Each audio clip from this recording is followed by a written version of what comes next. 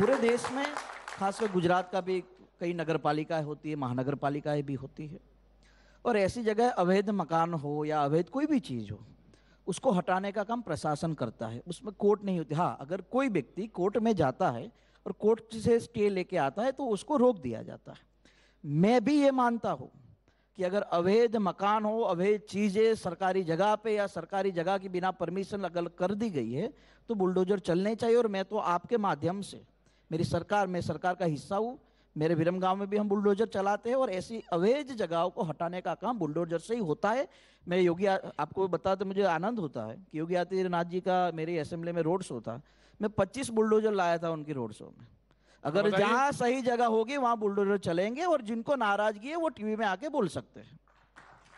बिल्कुल, सबकी अपनी अपनी राजनीति का। हमने तो हमने अभी उनको रोका नहीं, मैंने कहा है कि आप बोल सकते हैं। बहुत सामान्य बात कहना चाहता हूं। देखिए, राजनीति कहां आकर के खड़ी है और राजनीति ने अपना मकसद क्या बना लिया है। प्रधानमंत्री जी का अभी भाषण कहेंगे हार्दिक भाई तो वो भी सुना दूंगा। उन्होंने कहा कि मैं 2022 में इस देश के हर व्यक्ति के सर पर पक्का मकान देखना चाहता हूं, दूंगा, मैं आवास दूंगा। मैं मध्य प्रदेश के ऐसे, आपको डॉक्यूमेंट दे दूंगा, ऐसे ऐसे लोगों के मकान तोड़े गए जो प्रधानमंत्री आवास योजना से बने थे। गलती किसकी है? जांच का विषय हो सकता है। जांच का, पहले घर तोड़ दीजिए फिर जांच का विषय है। अदालतें बंद कर दीजिए अदालतें। न्यायपालिका की आवश्यकता आपको महसूस होती है फिर? अरे क्यों नहीं, हम न्याय के एक ये लैंड है, लॉ ऑफ द लैंड है। तो फिर न्याय कौन करेगा? न्यायालय करेगा। नेताजी गुस्से में हैं, घर तोड़वा देंगे। लेकिन आपने कहा राजनीति, दरोगा जी गुस्से में हैं, एसडीएम साहब गुस्से में हैं, घर तोड़ देंगे। आपने कहा राजनीति की दशा देखिए, एक दशा ये भी है, दिशा ये भी है कि रामपुर से उत्तर प्रदेश में भाजपा का कमल खिलता है। हाँ, खिल रहा है, देख रहा हूं।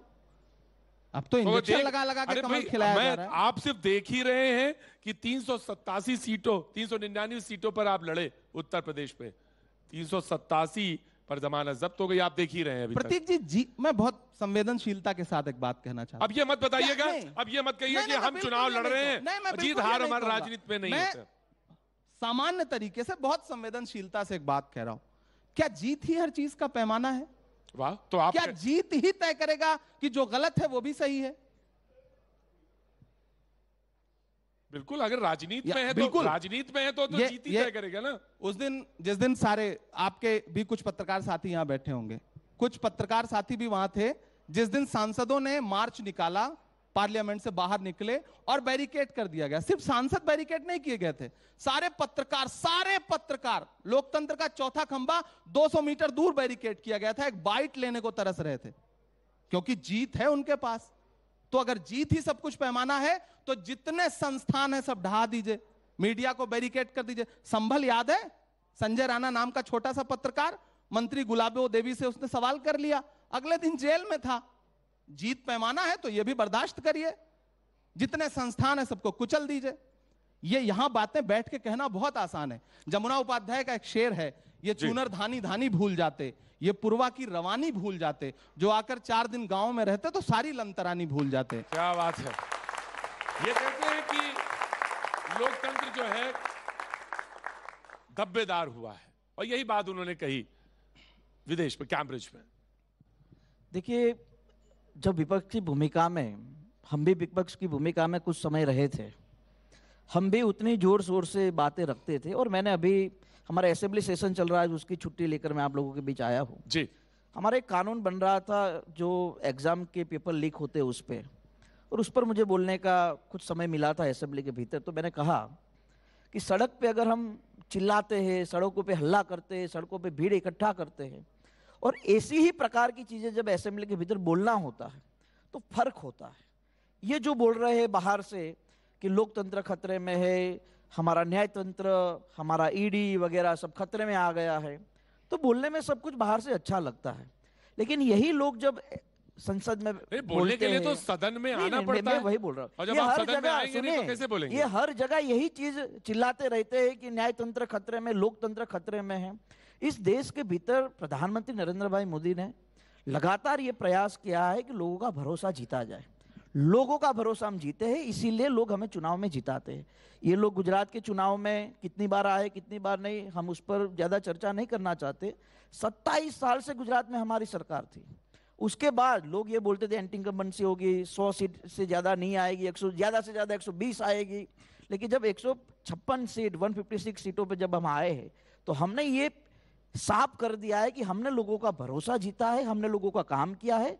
प्रधानमंत्री नरेंद्र भाई हो, अमित भाई हो, हमारे गुजरात के मुख्यमंत्री हो, प्रदेश भाजपा के अध्यक्ष हो, सब लोगों ने लोगों के भरोसे पर खरा उतरने का काम किया। हाँ, अब बाहर चिल्ला सकते हैं, चिल्लाएंगे, टीवी में कुछ टाइम चलेंगे। और कल परसों ही प्रधानमंत्री जी का एक टीवी में कार्यक्रम था, उन्होंने भी कहा कि आप टीवी में सब कुछ चलाइए, जहां हमारी गलती हो वो भी चलाइए, जहां हम अच्छा काम कर रहे हैं वो भी चलाइए। और मुझे अच्छा लगा कि एक प्रधानमंत्री किसी टीवी के कार्यक्रम के भीतर जाके वो ये नहीं कहते कि हमने इतना इतना काम किया, वो ये कहते कि 2023 के 75 दिन खत्म हुए हैं, हमने 75 दिन में क्या क्या किया उसकी सारी ब्रीफ जब मीडिया के सामने रखते हैं। तो हमारा यही काम है कि हम लोगों का काम करेंगे, लोगों का भरोसा जीतेंगे और चुनाव जीतेंगे। उनके लिए चुनाव हारना जीतना बड़ा मुद्दा हो या ना हो, हमारे लिए बड़ा मुद्दा इसलिए है क्योंकि भारत को विश्व गुरु बनाना है। इमरान भाई, देखिए, इन्होंने कहा कि प्रतीक आप भाई, अच्छे शेर सुना सकते हैं, मुशायरे लूट सकते हैं, हार्दिक अच्छे लेकिन व्यक्ति हैं। आपको सदन में आके बोलना पड़ेगा, उपस्थिति दर्ज करानी पड़ेगी। हार्दिक अच्छे व्यक्ति हैं, हमारे पुराने सहयोगी हैं। हमने बहुत सारी जगहों पे साथ चुनाव प्रचार किया है, हमारे साथ ही थे। फिर इनका हृदय परिवर्तन हुआ और ये उधर अच्छी जगह चले गए। और मजे की बात यह है और गजब की बात, सॉरी इमरान भाई, और गजब की बात यह कि सिर्फ मेरा ही हृदय परिवर्तन नहीं हुआ, जहां से मैं चुनाव लड़ा वहां 52,000 वोटों से मैं जीता हूं, लोगों का भी हृदय परिवर्तन हुआ है। और बड़ी डिफिकल्ट कॉन्स्टिट्यूंसी, 10 साल से कांग्रेस थी इनकी, और डिफिकल्ट कॉन्स्टिट्यूंसी है, और हमारे कारण एक बार जीते थे, इस बार हराया है। हाँ, इनका हृदय परिवर्तन हुआ, ये चले गए। मैं प्रधानमंत्री जी के पुराने भाषण याद दिला रहा था, हार्दिक भाई के पुराने भाषण नहीं याद दिलाऊंगा। जो प्रधानमंत्री जी के बारे में, गृह मंत्री जी के बारे में इन्होंने बोले हैं, मैं वो बिल्कुल याद नहीं दिलाऊंगा क्योंकि ये हमारे अच्छे मित्र रहे हैं। लेकिन अगर जवानी के जोश में हम समाज के हितों के लिए लड़ते हैं तो स्वाभाविक है कि प्यार से तो आंदोलन होते मैं अगर आप हार्दिक भाई से पूछूं, कि समाज का वही हित अब कहां चला गया, ये आपसे कह रहे हैं कि आप जोश में मत आइए, अगर मत खोइए। पाटीदार समुदाय के कितने बच्चे अगर मारे गए तो उनके इंसाफ की बातें जो हार्दिक हमारा भाई करता था, जिस जोश जज्बे के साथ, कि जिस पर राजद्रोह तक लगा दिया था भारतीय जनता पार्टी ने, आज हमारा हार्दिक भाई चुप है। मैं कोई सवाल नहीं खड़ा करूंगा। हम संसद में जो व्हाट्सएप देखा है, किसी ने भेजा है कि ये सवाल पूछ लीजिए। मैं तो इसको ये शेरो शायरी की जुबान पे कहा जाता है किताब के ऊपर किताब रखना। मैंने किताब के ऊपर किताब रखी है, उन्होंने कहा कि आप जो तीखे तेवर थे वो आपके मेरे ऊपर वाले की इतनी मेहर है कि मुझे व्हाट्सएप यूनिवर्सिटी से ज्ञान प्राप्त करने की कोई आवश्यकता नहीं है, और मैं व्हाट्सएप यूनिवर्सिटी ज्ञान प्राप्त करके नहीं बोल रहा हूं, मैं सामान्य बातें कह रहा हूं। वो हार्दिक भाई भी मानेंगे कि जब इन्हें गुजरात से बाहर कर दिया गया था, राज्य बदर जिसको बोलते हैं, हालांकि तो उसके बाद इनके जो बयान थे वो अपनी जगह, वो सरकार ने इनके साथ किया था। आज वो आंदोलन में ऐसा ही होता है मेरे भाई, आंदोलन ऐसे ही खत्म होते हैं, और इसी कारण इमरान भाई पूरे हिंदुस्तान में पहली बार आंदोलन रिजर्वेशन पारित हुआ है। जिन सरकारों के खिलाफ आंदोलन हो रहे थे, प्रधानमंत्री और गृह मंत्री जी के खिलाफ हार्दिक भाई पूरे जोश और जज्बे से बोला करते थे। फिर एक दिन ऐसा हृदय परिवर्तन हुआ कि आज नरेंद्र मोदी चालीसा पढ़ने के अलावा कुछ नहीं। मैं आपके ऐसे ही एक हृदय परिवर्तन वाले को बताते हैं। वो आजकल सीएम है असम के, और उन्होंने कहा कि मदरसे बंद कर देने चाहिए। हाँ, तो आपका नजरिया? हाँ, नहीं, उन्होंने कहा, मैंने सुना है। ठीक कहा, मैंने सुना है। तो आप ही क्या सारे लोगों का हृदय परिवर्तन क्यों होता है? वो तो लोगों का घर भी उजाड़ रहे हैं, उन्हें मदरसे भी बंद कर देना है, उन्हें किसी के भी संविधान में जो कुछ लिखा है उसको मानना ही नहीं। बात फिर वहीं आ जाती है की शपथ लेके वो बाबा साहब भीमराव अंबेडकर जी ने जो संविधान की एक पवित्र किताब लिखी है, उसमें दर्ज जो एक एक शब्द हैं, उसे मानना है या नहीं मानना है? नहीं मानना है तो सब कुछ बंद कर दीजिए, सब तोड़ दीजिए, सब मिट्टी में मिला दीजिए। कौन रोक सकता है? कौन मिट्टी में मिला रहा है? सकता है? उन्होंने कहा कि कौन रोक सकता है आपको? आपके हाथ में ताकत आ गई है, सत्ता आपके हाथ में है, सब बंद कर दीजिए। हार्दिक भाई, देखिए, संविधान को लेकर इतनी जल्दी सब लोग, संविधान को सब लोग मानते हैं। देश के प्रधानमंत्री नरेंद्र भाई जब गुजरात के मुख्यमंत्री हुआ करते थे तो देश में पहली संविधान यात्रा अगर किसी ने निकाली है तो नरेंद्र भाई मोदी साहब ने गुजरात के मुख्यमंत्री के तौर पे सुरेंद्रनगर जिले से निकाली गई थी। देखिए ये जब प्रतीक भाई, मैं ये जब हार्दिक भाई को चिंता में आ जाते एक मिनट के लिए रोकूंगा। मुख्यमंत्री रहते हुए आदरणीय प्रधानमंत्री जी ने जो जो किया है, क्या आज उस एक भी बात पर कायम है? वो बताएंगे उनको। आधार कार्ड का विरोध उन्होंने किया, मनरेगा का विरोध उन्होंने किया। ये कहते थे कि सीबीआई का सबसे ज्यादा दुरुपयोग सरकारें करती हैं, चुनाव सीबीआई के जरिए लड़े जाते हैं। आज प्रधानमंत्री जी सुनने को ही तैयार नहीं। ऐसी चुप्पी ओढ़ ली है उन्होंने कि अडानी के मुद्दे पे एक शब्द संसद में आके बोलते आपकी तो एक ही जगह सुई जाके अटक गई है। जी, मैंने कहा कि जब लोग ये चिंता में आ जाते हैं और उनके पास कोई मुद्दा नहीं बचता तब वो लगातार प्रधानमंत्री जी के खिलाफ बोलते रहते हैं। संविधान की बात आ जाती है, अडानी जी की बात आ जाती है। देखिए आज मैं भारतीय जनता पार्टी का एक विधायक होने के बाद भी ये मैं बोलता हूँ कि हम इस देश के भीतर उद्योगपतियों को मजबूत करना चाहते हैं, लेकिन विनाश के नाम पे नहीं। इस देश में भी उद्योगपति है, उनके तरीके से वो मजबूती से आगे बढ़े हैं और ये हर जगह ये कहते हैं कि नरेंद्र भाई आए तब के बाद ही वो सक्षम और मजबूत हुए, तो उससे पहले वो नहीं थे क्या? यही तो मैं कहना चाहता हूं कि नरेंद्र मोदी जी पहले देश नहीं था क्या? उनके प्रधानमंत्री बनने से पहले देश नहीं था क्या? तब जाकर के विदेश में कहने की क्या आवश्यकता है कि भारत तो सपेरों का देश था? आज क्या नारा है? राहुल गांधी माफी मांगो।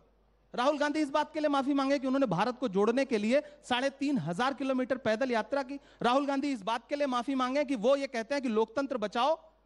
माफी तो भाजपा को मांगनी चाहिए 15 लाख के जुमलों के लिए, अच्छे दिन के झूठे वादे के लिए, पेट्रोल और डीजल को 60 रुपए से 100 रुपए के पास। इसीलिए 2014 के बाद 2019 में हमारी सरकार बनी है। अच्छे दिन आए इमरान भाई, इसीलिए लोग प्रधानमंत्री नरेंद्र भाई मोदी को वैश्विक नेता मानते हैं। देश में महंगाई और अच्छे दिन आए इसीलिए 27 साल के बाद भी गुजरात में हमारी सरकार बनी है। संसद को और मौन करने के लिए सुनिए इमरान भाई, इतना चिल्लाएंगे, माफी मांगे, इतना चिल्लाएंगे फिर भी लोग आपकी सुनते नहीं। चिल्ला नहीं रहे, हम क्या बात है। और ये सवाल यही है कि वो राजस्थान में जब लगे संयंत्र तो ठीक है, राजस्थान में तो लगे संयंत्र तो ठीक है, लेकिन आप यहां सवाल जरूर पूछें। नहीं, महंगाई चाहे राजस्थान में बढ़े, गैस सिलेंडर 450 का 450 से 1100 का वहां हो जाए तो राजस्थान में भी गलत है, उत्तर प्रदेश में भी। लेकिन राजस्थान ने ऐलान कर दिया कि हम गैस सिलेंडर 500 रुपए का देंगे।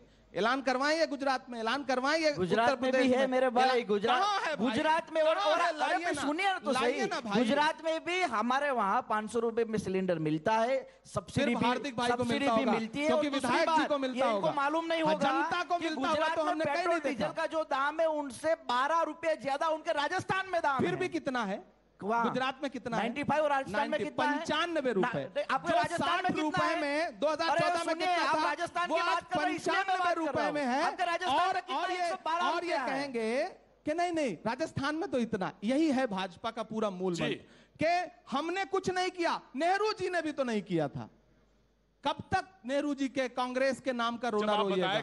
आप 8 साल से 9 साल से आप सत्ता में हैं, बताइए आपने क्या किया? अच्छे दिन कह रहे हैं, अच्छे दिन हमने कुछ किया इसलिए तो लोग वोट दे रहे हैं। मोहब्बत भाईचारे के दीवाने दिन ही लौटा दो। बहुत बहुत शुक्रिया, धन्यवाद, थैंक यू सो मच। प्रतीक भी आप बहुत बहुत शुक्रिया, thank you so much. Over हो गया, थैंक यू सो मच।